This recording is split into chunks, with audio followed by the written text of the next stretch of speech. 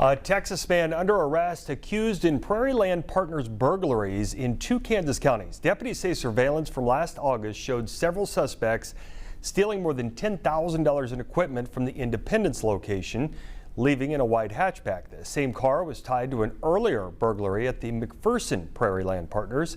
Investigators tracked the plate to a Houston rental and on August 7th arrested Christian Villa Duran of Houston. Nearly a year after the crimes occurred, authorities are still looking for the other suspects.